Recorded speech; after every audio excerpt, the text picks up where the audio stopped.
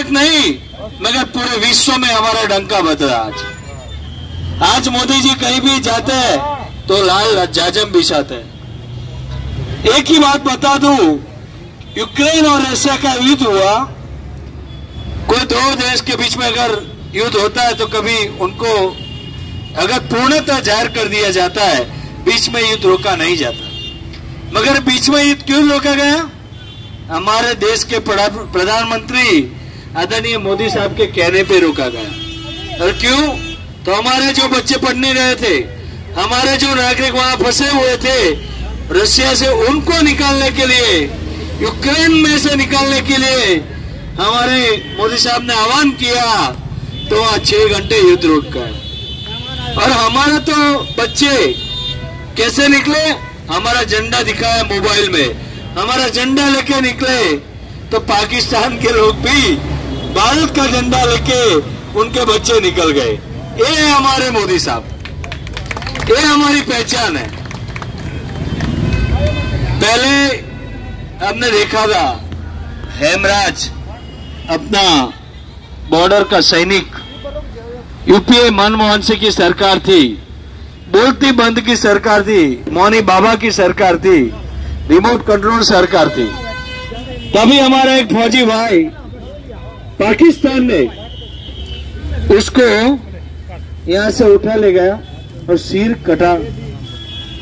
काट के उसका वही रख दिया, उसकी बॉडी यहाँ भेज दे गई। तभी उनके परिवार ने बोला कि हमारे बेटे का सर नहीं मिलेगा तब हम उसके अंतिम संस्कार नहीं करेंगे। तो हमारी उस टाइम की सरकार, यूपीए सरकार, मनमोहन सिंह की सरकार कुछ नहीं कर पाई, घुटने ने टेका दिया है।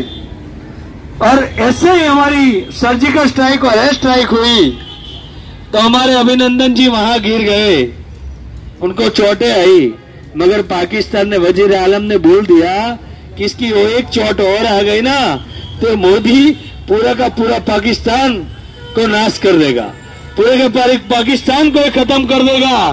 तो हमारे अभिनंदन जी को वो आन शान से 26 घंटे के अंदर अंदर हमारे देश में छोड़ने आए।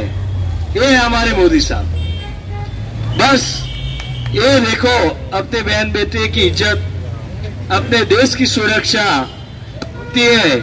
अरे कोरोना काल में यहाँ के तो आपके, मैंने सुना कि रविंद्र जी ने यहाँ पे भवाना में कैंप लगाया था ना, लगाया था। तो आज ही मेरी बात हुई।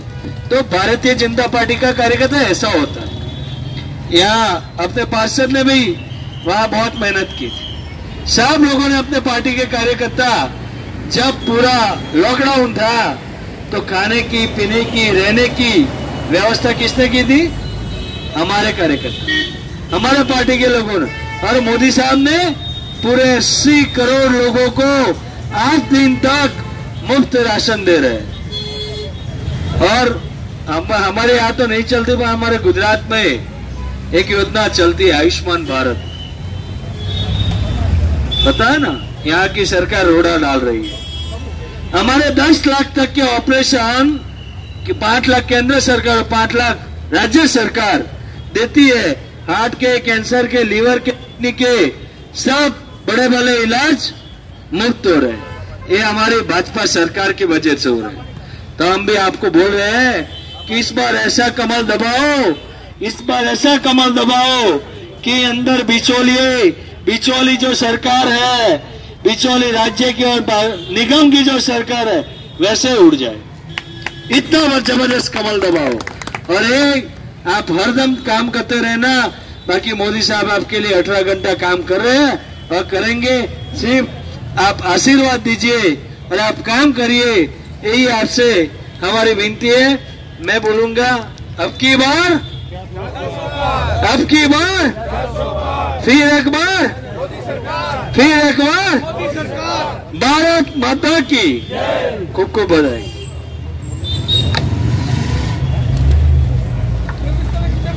हमारे बीच में रविंद्र इंदिरा जी, जो विधानसभा का आप लोगों से सहयोग के लिए थोड़ी सी वोटों से रह गए थे, बहुत ही मेहनती हैं, मर्दूभाषी हैं। उनसे निवेदन है कि वो भी अपना मुखबिंदु से आपको संबोधन दें। भारत माता की, थोड़ा सा और जोश। भारत माता की, भारतीय जनता पार्टी, वंदे, जय श्री राम। मंच पर आसीन और हमारा सौभाग्य भी है कि गुजरात जो आज विश्व में प्रसिद्ध है, उसका मूल कारण है कि देश के यशस्वी प्रधानमंत्री उनके भूमि से आए भाई श्रीश भट्ट जी, यहाँ के बहुत ऊर्जावान निगम पार्षद रहे भाई ब्रह्म प्रकाश जी, किसान मोर्चे में अपनी पहचान देने वाले, और उनके पिताजी ने भी जो कहते हैं कि भवाना का नाम लो तो ईश्वर जी का नाम छुपाया नहीं जा सकता, उनके सपुत्र संदीप शेरावत जी, हमारे इस विधानसभा के संयोजक अनिल जी, एससी मोर्चे के पूर्व में जिलाध्यक्ष रहे भाई विजय प्रधान जी, हमारे पास में इस विधानसभा के प्रभारी जो कि नांगलोई विधानसभा में रहते हैं पर बहुत ही ऊर्जावान और बहुत मेहनती ऋतुराज गहलोत जी, बहुत ओजस्वी वाणी के धनी, पूर्व में निगम का चुनाव लड़ चुके ऐसे डॉक्टर रामनिवास जी, और यहाँ के दूसरी बार ऊर्जावान, ऐसे देखने की जरूरत नहीं है, सिखदी है थोड़ी कमजोर दिखाई दे रही पर बड़े ऊर्जावान है ऐसे आनंद उपाध्याय जी, समस्त देवतुल्य बुजुर्ग, युवा साथी, मातृशक्ति, सभी को इस मंच के माध्यम से जय श्री राम। देश के प्रधानमंत्री के बारे में तो हम सभी जानते हैं। आज हमारा लोकसभा का चुनाव है और लोकसभा के इस चुनाव में, लोकतंत्र के इस पर्व में सबसे महत्वपूर्ण है वोट। ये बूथ की आज बैठक है और हमें अपने बूथ की चिंता करनी है, और चिंता जब भी हो सकती है कि ज्यादा से ज्यादा मतदान हो, और मतदान जिस भूमिका में होना चाहिए आप सभी को मालूम है कि भारतीय जनता पार्टी के पक्ष अच्छे, तो इस पक्ष में होना भी इसलिए चाहिए कि इस बार हमारे पास जो लोकसभा से प्रत्याशी हैं बहुत ही ऊर्जावान व्यक्ति हैं। ऊर्जावान के साथ साथ प्रशासनिक जो नॉलेज उनको है, प्रशासन से जो काम करने की शैली उनकी रही है, क्योंकि 3 बार निगम पार्षद रहे हैं, 6 चुनाव लड़ चुके हैं, 1983 के स्वयं सेवक हैं, विद्यार्थी परिषद में भी काम कर चुके हैं, और उनकी करनी और कथनी में कभी अंतर नहीं होता है। तो योगिंदर जी आज हमारे प्रत्याशी, हमारे सौभाग्य की बात भी है। और मैं ये कह सकता हूँ, कभी धरती पुत्र सांप सिंह वर्मा जी ने हमारे इस क्षेत्र को संजोया और संवारा था, तो बड़ी बात नहीं कह रहा हूँ, पर योगिंदर जी भी कहीं ना कहीं वर्मा जी से 21 तो नहीं पर उनसे कम भी नहीं रहने वाले ऐसे ऊर्जावान प्रत्याशी हमें भारतीय जनता पार्टी ने दिए, हमारे लिए सौभाग्य की बात है। आज इस नुक्कड़ सभा में मैं आप सबसे निवेदन करता हूं कि आप अपने अपने बूथों की चिंता करते हुए ज्यादा से ज्यादा मतदान हो, क्योंकि गर्मी का समय भी रहेगा और छुट्टी के समय पे लोग घूमने भी चले जाते हैं, तो कम से कम उनसे निवेदन करके आना, बूथ पर पूरी चिंता करना, पन्नू प्रमुख और कार्यकर्ताओं को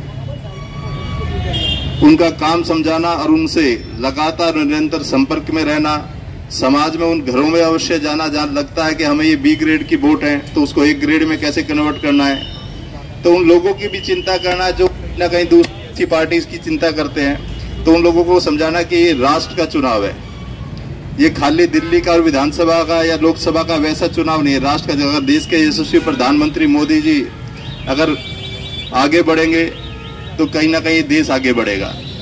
तो मैं आप सबसे निवेदन करता हूं इस मंच के माध्यम से कि आप सभी वो ऊर्जावान कार्यकर्ता हैं और आप लगातार समाज में चिंतन भी करते रहते हैं और लगातार संघर्ष भी करते रहते हैं, तो आप सभी इस बात की चिंतन करते हुए अपने अपने पड़ोस में, अपने आस पड़ोस में, अपने बूथ पर पूरा का पूरा फोकस फिक्स करके ही कार्य। अपनी वाणी को विराम देते हुए सबको राम राम करता हूं, धन्यवाद करता हूं। मेरी आप सबसे प्रार्थना है, हमारे पूर्व निगम पार्षद और डिप्टी चेयरमैन, गर्मी का मौसम है, ई रिक्शा का प्रबंध किया जाए, अधिक से अधिक वोट पड़ सके। हाँ, सुझाव दिया उन्होंने। मदन जी का सुझाव। ब्रह्म जी से निवेदन है, हमारे पूर्व निगम पार्षद और डिप्टी चेयरमैन, संबोधन। देखिए, यहाँ पर उपस्थित हमारी पार्टी के संयोजक प्रभारी जी रविंद्रनाथ जी, ऋतुराज गहलोत जी, हमारे एससी जिला के पूर्व अध्यक्ष विजय वाल्मीकि और हमारे काफी इलेक्शन की दृष्टि से दिन रात प्रयत्न अनिल यादव जी, और हमारे जो स्पेशल ये डॉक्टर साहब ने बताई थी, सौभाग्य की बात है गुजरात तक का आदमी आपकी सेवा के लिए आए हैं। एसएससी जी भट्ट डॉक्टर साहब, किसान मोर्चे के संदीप सहरावत हमारे चाचा, और यहाँ मातृ शक्ति।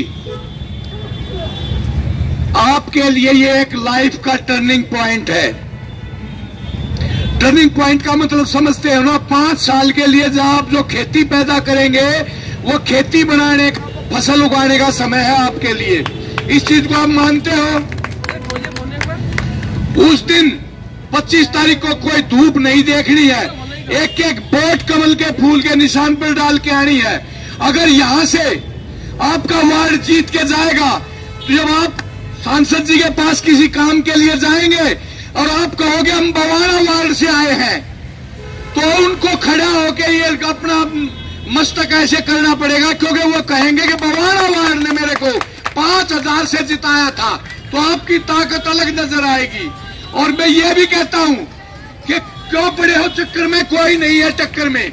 अगर ईमानदारी से देखा जाए तो आज उनको सारों को इकट्ठा होने की जरूरत क्यों पड़ी? क्योंकि उनका अस्तित्व तो खतरे में आ चुका है। एक जो परमानेंट फैमिली राजनीति चल रही थी, मेरे पिताजी थे, मैं आ गया, मेरा बेटा आ जाएगा, मेरा पोता आ जाएगा, उनकी जड़ें उखाड़ फेंकने का समय आया है। और ये काम किसी ने किया है तो हमारे यशस्वी नरेंद्र प्रधानमंत्री जो नरेंद्र मोदी जी उन्होंने किया है।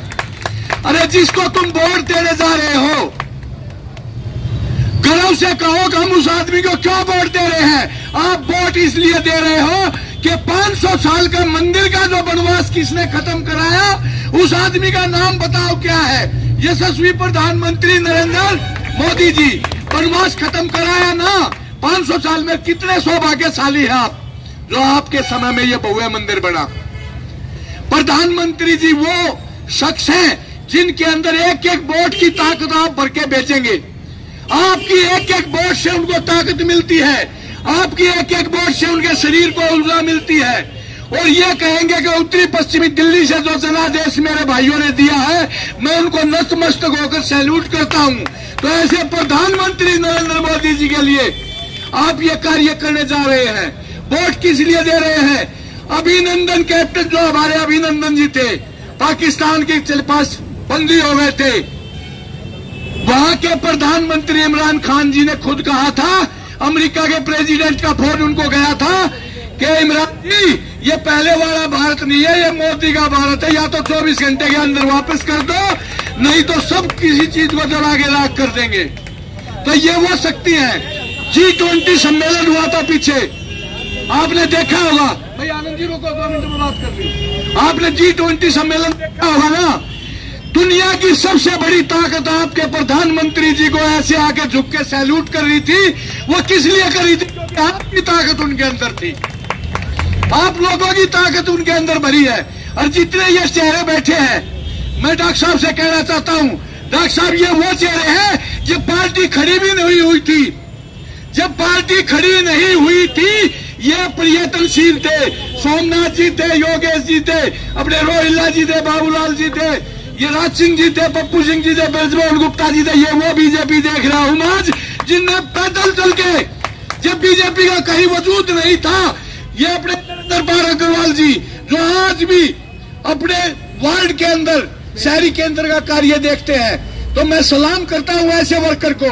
अरे बड़ी पार्टी है, अब तो हर कोई आ जाता है, वेलकम है। लेकिन जब पार्टी के लिए कुछ नहीं था, पैदल चल के सेवा करनी पड़ती थी, तो ये मेरे भगवान बैठे थे, ये डॉक्टर साहब बैठे थे, ये नरेंद्र पाल अग्रवाल जी बैठे थे। तो आपके सहयोग को भूला नहीं जा सकता।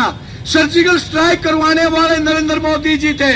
अगर किसी को कोई शक है तो बताओ कितने कार्य उन्होंने किए हैं, मैं गिनवा नहीं सकता। न्यू पपुआ गिनी के प्रधानमंत्री आके आपके प्रधानमंत्री को ऐसे पैरों में हाथ डालते हैं, तो ये छोटी बात नहीं है दोस्तों, बहुत बड़ी बात है। जिस देश का राजा अगर दिलेर होगा उसकी सेना भी दिलेर होगी, और जिसकी सेना दिलेर होगी उसके सेनापति भी दिलेर होंगे, और जिसके सेनापति दिलेर होंगे उसकी प्रजा भी दिलेर होगी जो मेरे सामने बैठे। तो आप दिलेरी का प्रश्न दो। अब की बार फिर एक बार मैं 25 तारीख को जितने चेहरे बैठे हैं सबको अपने बूथ के पास, अपनी जो टेबल लगी होंगी उनके पास चेहरे को मैं देखना चाहता हूं कि वो सारी बीजेपी जो आज से 30 साल पहले कार्यरत थी वो आज भी उसी सेवा में जुटी है। ज्यादा समझना कहते हो मैं ये कहूंगा कि ये फसल है, अगर इस फसल को पका के आपने 5 साल के लिए बना दिया तो दुनिया की कोई ताकत नहीं कि भारत दुनिया की नंबर 1 शक्ति ना बने। अरे 11वें से 5वें पे ले आया इकोनॉमी को, और 5वें से 3रे पे ले आएगा, और जब तक पर भारतीय जनता पार्टी का वर्चस्व रहेगा भारत दुनिया की महान शक्ति बन के राज करेगा। कैसे कश्मीर का मुद्दा कितना पुराना मुद्दा था, 370 तोड़ तो नदियां खून की बह जाएंगी, तिरंगा उठाने वाला कोई नहीं बचेगा। अरे ये महबूबा मुफ्ती फारूक अब्दुल्ला कहते थे, और हमारे गृह मंत्री अमित शाह जी ने पार्लियामेंट के अंदर खड़ा होकर कहा था कि आप बात करते हो हम भारत के लिए, कश्मीर के लिए अपनी जान भी दे देंगे। तो ये फर्क होता है दोस्तों। तो कितने सौभाग्यशाली हो आप, भारतीय जनता पार्टी के कितने सौभाग्यशाली कार्यकर्ता हो कि आज उस आदमी को वोट देने जा रहे हो कि जिसने आपका परचम दुनिया के अंदर लहरा दिया। तो ज्यादा ना बोलते हुए आप सभी का बहुत बहुत धन्यवाद। 25 तारीख को धूप मत देखो, आगे बढ़ो और कमल के निशान पर इतनी मोहर लगा दो कि जब काउंटिंग चले तो वार्ड अलग से दिखाई दे। आप सबका बहुत बहुत धन्यवाद। धन्यवाद भाई बरम जी। अभी हमारे अगले वक्ता आए तो 2 मिनट ये पत्रकार का डिस्कशन हो रहा था कि वह अध्यक्ष जी से हमारे आनंद उपाध्याय जी एक पे खड़े हो जाइए। अब हमारे अध्यक्ष से एक बार ताली बजाइए। आनंद उपाध्याय जी इस मंडल के अध्यक्ष हैं। इससे पूर्व में अभिषेक कौशिक जी रहे, इससे पूर्व में फिर मैं रहा, उससे पूर्व में जब टाइम पर नरेंद्र अग्रवाल जी रहे, सब हम साठ हुए हैं। तो बीच में चूंकि टेक्निकल आनंद उपाध्याय जी अभी मेरे को 2 मिनट मैं उनको कह रहा था, बोले आप ही बोल दो उनका गला। सुबह से पार्टी सेवा में जा रहे थे, वे 2 फारी में आए। अभी वे मेरा ये कहना भाई ये पत्रकार बंधु भी है, बोलने का तो मेरा मतलब अनलिमिटेड होता है, लेकिन कईयों का डर भी होता है। तो एक बार शुरू हो गया तो 5-10 मिनट में तो गर्म होगा, फिर पता नहीं कब रुकेगा। केवल 2 मिनट में इसलिए कह रहा हूँ, केवल ये टेक्निकल और सीरियस बात मैं कह रहा हूँ क्योंकि टिक्का टिप्पणी लगते हमारे पाटते हैं। लेकिन भाई गारंटी ले ली मेट्रो की, इससे पहले चुनाव घोषणा होने से पहले सारे संगठन नरेला में थे, और ये मैंने घोषणा करी थी भाई बेल भी मेरी यहाँ पे बैठे हुए हैं, हमारे सामाजिक संगठन के भी बैठे हुए हैं, और ये मैं घोषणा कर रखी थी। एड्रेस भी मैंने लिखवा दिया था, डॉक्टर रामनिवास राव, पिताजी का नाम चौधरी छजूराम, मकान नंबर 960। बेल भी मेरी, ताला भी मेरा। ये पहले घोषणा हुई थी मेट्रो के लिए घोषणा हुई थी। अगर मेट्रो नहीं आई तो भाई हम बंधक बनाकर रेलवे फाटक पे बांध लेंगे, सारे कुछ कार्यकर्ता यहाँ पर हैं। तो ये भाई गारंटी दे दी। अब ये बैठे हुए हैं योगेंद्र चंदोले के पत्रकार भी मेरे पीछे पीछे से लत्ता पाड़ते हैं। अब हमारे गुजरात तक के आए हुए हैं, हमारे मैनिफेस्टो के लिए 15,000 सुझाव आए हुए हैं, और उत्तरी पश्चिमी जिला के नाते से ए से लेकर जेड तक के जितने भी, और मैं ज्यादा बड़ी बात नहीं कहता, अगर 100 वजन का 100 किलो का आदमी कोई होगा तो उतनी कोरस्पोंडेंस मेरी रिकॉर्ड में रहती है। लैंड पूलिंग क्या, सेक्शन 81 क्या, धारा 81 क्या, 20 सूत्री के प्लॉटों का क्या। लेकिन अब मैं शॉर्ट में इसमें आता हूं, ये कल भी बाजार में ले रहे थे। मेट्रो योगेंद्र चंदोलिया जी ने, और उत्तरी पश्चिमी जिला के नाते से, और हमारे पदाधिकारी जिले से आए हुए हैं, रविंद्र इंद्राज भी हैं, और मेरे को भी यह जिम्मेवारी दी थी कि आके लोकल सतानिए मैनिफेस्टो में लिखवा दीजिए। 1 सूत्री कार्यक्रम रिठाला से बरवाला, बरवाला से पैरपुट से हमारे इंडस्ट्री एरिया बवाना, सोनोट से नरेला, और वो डीडीए फ्लैट और टीडीआई माननीय मुख्यमंत्री मनोहर लाल खट्टर जी थे। इससे पिछले महीने में उन्होंने घोषणा कर दी, अभी हमारे माननीय सैनी साहब हैं। तो ये मेट्रो की दूसरा हमने कहा भी इसकी एक कनेक्टिविटी बवाना से सीधी कुतुबगढ़ यानी ओचंदी बॉर्डर से ये एक फेरे लगते रहेंगे, मतलब एक लोकल इसमें कनेक्टिविटी रहेगी। ये हमने मैनिफेस्टो में जो आपकी शिकायत थी पिछले उसमें वो अब ये जुड़वा दी है। अब ये पूछ रहे थे कि आपने किया क्या। ये जो फ्लाईओवर है, ये फ्लाईओवर अभी हमारे जो हंसराज हंसी थे जो नरेला के अंदर ये जोड़वा दिया, और घेवरे का भी पूरा उसका डीपीआर क्या हो गया था, ये अभी आगे के लिए घेवरे का उधर मामलों का। और वो कह रहे थे कि मुंडका के जो बाईपास, वो मुंडका का अंडरपास माननीय सुषमा स्वराज जी, उसमें आई थी, और मास्टर आजाद जी जब डिप्टी मेयर थे और दिल्ली के मेयर भी बने, वो उस समय वो मुंडका का अंडरपास भी हमारे शासन में बना था। सारे कोई भी कॉलेज अगर बना है, माननीय मुख्यमंत्री 1993 में माननीय मुख्यमंत्री हमारे मदन लाल खुराना जी थे, विकास मंत्री डॉक्टर साहब सिंह वर्मा थे, सारे के सारे कॉलेज उसी समय आए थे, और 2 कॉलेज देहात के लिए आए थे। ये शर्म और डूबने की बात है कि यहाँ का आम आदमी पार्टी का विधायक उपकर इस अदिति कॉलेज को रोड़ी के लेके जाने की कोशिश कर रहा है। उसकी मैंने अलग से फाइल बना रखी है। उसके बाद मैं कहता हूँ कांग्रेस का शासन रहा, कांग्रेस बता दे एक कॉलेज कोई दिल्ली के अंदर, देहात की बात छोड़ दिए, दिल्ली के अंदर एक कॉलेज आप गिना दीजिए, एक कॉलेज। उसके बाद आम आदमी पार्टी है, एक कॉलेज गिना दीजिए। ये भारतीय जनता पार्टी ने जितने भी कॉलेज दिए हैं उन्होंने दिए हैं, और कुछ दिल्ली सरकार के हैं। दिल्ली सरकार अभी तो हमारे 28 कॉलेज है, उनकी तनख्वाह तक नहीं देते। ये थोड़ी जो सतानीय मुद्दे थे, इन मुद्दों के साथ में जो हमारे शीर्ष नेतृत्व तो कहीं आपकी बात पहुंचाने का ये कार्य करेंगे। इन्हीं शब्दों के साथ में हमारे आनंद उपाध्याय जो कि भी बोलने वाले थे मंडल अध्यक्ष, उसका भी संबोधन मैंने 2 मिनट का जोड़कर अभी आगे आपको जाना है। और कोई सतानीय बात है, आपको पत्रकार बंधु कोई और बात पूछनी है तो हमारे नेता आए हुए हैं। तो ये कड़ी 400 के पार ये देश का चुनाव है। आप कहते हैं इंस्टीट्यूट, अभी डॉक्टर साहब मैं भी मेडिकल प्रोफेशन से हूँ, MBBS के लिए WHO के अकॉर्डिंग अभी मोदी सरकार ने 10 साल 14 से लेकर अब तक 112% मेडिकल कॉलेज MBBS के लिए तैयार कर दिए गए हैं। पोस्ट ग्रेजुएशन के लिए 127% PG के लिए, अगर अल्ट्रासोनोलॉजिस्ट के लिए 4 करोड़ की सीट व्यक्ति है, 4 करोड़ की। मैं भी हॉस्पिटल अपना चलाता था, अल्ट्रासाउंड के लिए कह रहा था तो 3 लाख रुपए में डॉक्टर आता था 2 घंटे के लिए। तो ये भी मालूम है, मोदी जी को मालूम है कि किस प्रकार से हमारे विद्यार्थी विदेश में जाते हैं। इंफ्रास्ट्रक्चर तैयार किया, IIM तैयार किए बहुत सारे, और इसरो ने हमारे वैज्ञानिकों ने चंद्रयान 3 चांद पर दक्षिणी ध्रुव पर विश्व के अंदर पहला देश बना। लेकिन ये ऊपर की बातें हैं, बड़ी बातें हैं, लेकिन देश का चुनाव है। अर्थव्यवस्था को आने वाली इकोनॉमी हमारी 3रे नंबर पर, अर्थव्यवस्था 3रे नंबर पर आने वाली है। लेकिन फिर भी चूंकि ये लोकल और आप सब मिले हुए हैं, अब तो हम बीच में आपके रहते ही हैं, लेकिन इनके समक्ष में ये पत्रकार क्वेश्चन करेंगे तो ये सारा विकास का कार्य और आगे की क्या योजना है, एक एक बंधु की बातें। 15,000 सुझाव आए थे, उत्तरी पश्चिमी का जो सुझाव थे वो सब हमारी कनेक्टिविटी के लिए हमने दे चुके हैं उनको हमारे बीच में। और आगे के लिए जैसा भी समय का आपको आगे जाना है तो उस हिसाब से आप, हाँ बाईपास का बोल दिया, बाईपास की कनेक्टिविटी के लिए बिल्कुल। इन्हीं शब्दों के साथ में आगे के लिए मैं चर्चा कर लूं कि समय के उसमें अनिल जी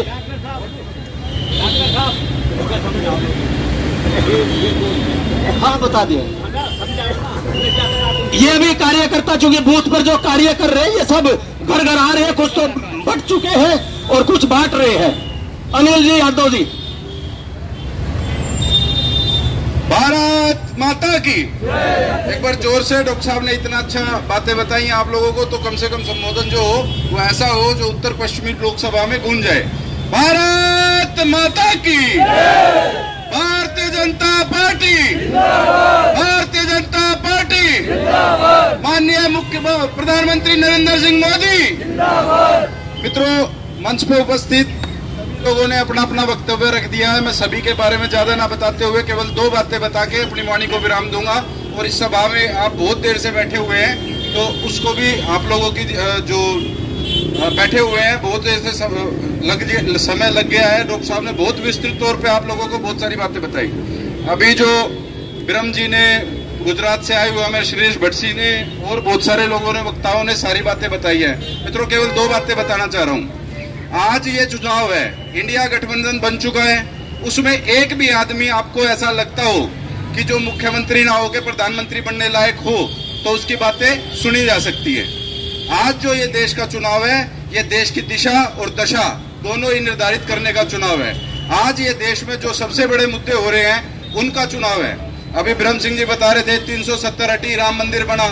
ये देश का चुनाव इसलिए है कि आपकी एक वोट जो डलेगी, उस वोट से जो प्रधानमंत्री मोदी जी प्रेरित होके सदन में बैठ के आप लोगों को जो फैसले करेंगे, वो इस देश की दशा और दिशा दोनों को बदलेगा। मित्रों, आज जो अब शुरुआत होगी कि मेट्रो चलेगी, ये चलेगी। यूपी के चुनाव में आप लोगों ने देखा होगा, यूपी के चुनाव में डबल इंजन की सरकार कही जाती थी। सुना है ना सभी ने, डबल इंजन की सरकार है। क्यों? केंद्र में नरेंद्र मोदी जी ने काम किया है और मुख्यमंत्री के तौर पे योगी जी वहां बड़ा अच्छा काम कर रहे हैं। तो मित्रों, ये हमारे लिए भी बड़ी खुशी की बात है। आज जो हमारे बीच में ये चुनाव राष्ट्र का चुनाव है, देश का चुनाव है, लोकसभा का चुनाव है। आप देखिए 10 साल नरेंद्र मोदी को जो 2014 के बाद आपने दिए हैं, उस 10 साल बनाम वर्सेस 70 साल में जो कांग्रेस ने चुनाव, जो जनता में शासन किया है, उसके डिफरेंस का चुनाव है। अगर आप लोगों को लगता है 2014 के बाद देश की सूरत और हालत चेंज हुई है, बाहरी दिशा में भी और अंदरूनी तौर पे भी, तो इस देश के चुनाव में आप अपनी वोट नरेंद्र मोदी जी को दीजिएगा और उसको इतना सशक्त कर दो कि बाहर से आने वाले जितने भी प्रधानमंत्री हैं, आज उनके पैर छू रहे हैं। ये सम्मान किसका बढ़ रहा है मित्रों? ये सम्मान इस देश का बढ़ रहा है, भारतीय जनता पार्टी के कार्यकर्ता का बढ़ रहा है, एक एक देशवासी का बढ़ रहा है। तो ये चुनाव मेट्रो के लिए नहीं है, ये सारे छोटे मुद्दे हैं। योगेंद्र चंदोलिया जी सबसे ज्यादा कुशल व्यक्ति हैं, जितने भी लोग हमारे बीच में चुनाव वो टिकट मांग रहे थे, नहीं मांग रहे थे। मेयर रह चुके हैं, स्टैंडिंग कमेटी चेयरमैन रह चुके हैं, और दिल्ली का ही व्यक्ति आपके बीच में चुनाव लड़ने के लिए आया हुआ है। तो ये बातें बताने की जरूरत नहीं है। डॉक्टर साहब अभी कह रहे थे मैंने ये कह दिया, वो कह दिया। मैं ये बता रहा हूँ, डॉक्टर साहब तो उस कमेटी में है जो उनको सजेशन देती है। पर एक चीज, जो लोग यहाँ से उस दिन पहले दिन जो उनका जो नॉमिनेशन का दिन था, या जिस दिन पहले कार्यालय का उद्घाटन हो रहा था, तो आप में से कुछ लोग गए होंगे वहां। कितने लोग गए थे? कोई गए थे?